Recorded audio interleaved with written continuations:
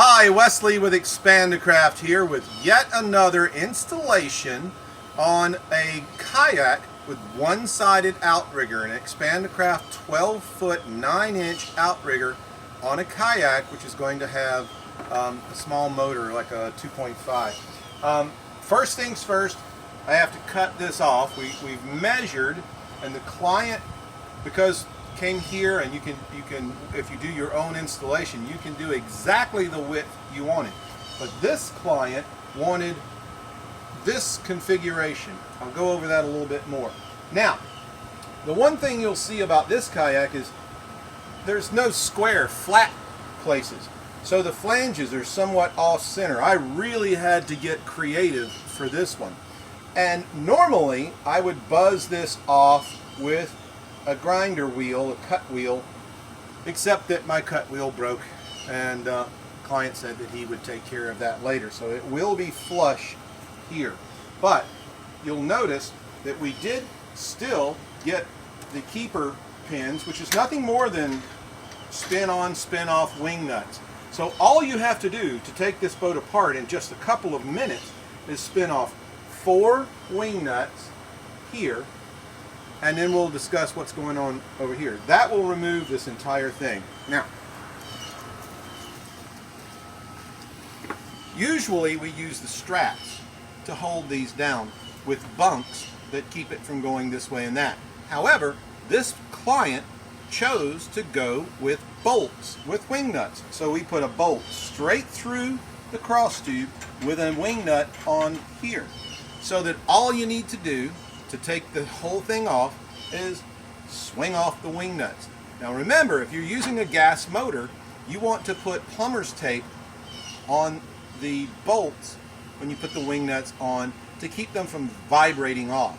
You don't need a tool to get it, but you can spin them off by hand, but the motor won't rattle them. You notice there's about almost a ½ inch gap here. That helps not only to spread out some space, but it also helps to spread or shed water. If you were to take a big wave onto there, it'll go here and off the edges. Also, this particular client decided to straddle the runner rails. Underneath here are runner rails, and when you straddle the runner rails, the aluminum sticks out farther than the hull. That's good for a couple of reasons. One, if you pull up to a dock, you're hitting the aluminum, the tough aluminum. You're not going to hurt it, but you might scratch up, your beautiful Expandacraft label, and you don't want to do that. You want to keep Expandacraft on the outside and be proud of it.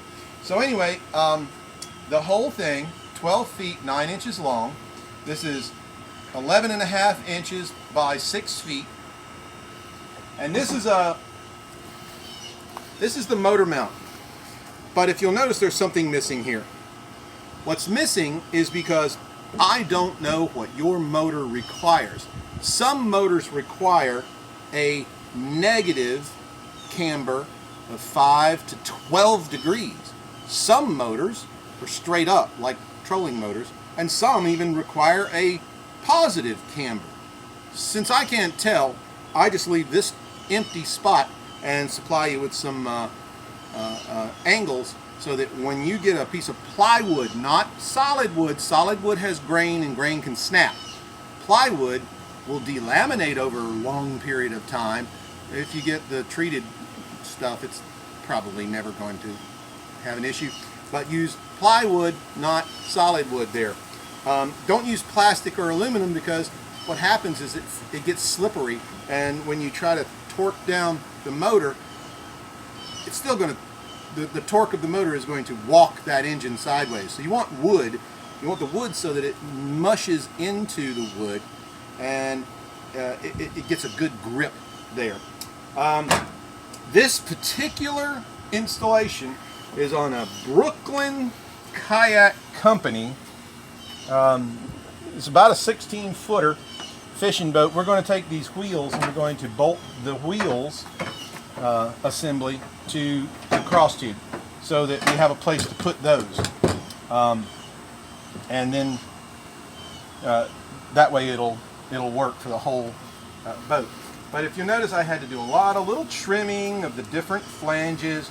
We shot rivets in here, blind rivets, instead of bolts, because I can't get my hand in there. And the rivets that I use have this flange that opens up in 3 ways. It's a special rivet. It's like a toggle bolt on the other side, not just your standard mushing rivets. Overall, like I said, we're just doing this installation. We're gonna cut this off and put a nice end cap on there. And because of the roll of this, we had to have this a little off center. If you see it's a little off center, it really doesn't matter as long as you, at the end of the game, can put shoot a quarter 20 through there into the other flange, which there's another flange on the other side. I got 10 of those expanding rivets, 5 on either side. You would rip the entire plastic off of the boat before you rip these rivets out. It's that stout. You could lift this boat up with this Outrigger kit. Well, that's about it. There's one more installation by Expandacraft of the 12-foot one-sided Outrigger on a kayak with some special cuts and things here and there. Every kayak is a little bit different. It's not difficult. You just have to take your time and make sure that you measure and square everything, and you'll have a beautiful product in the end. Expandacraft.com. Check us out.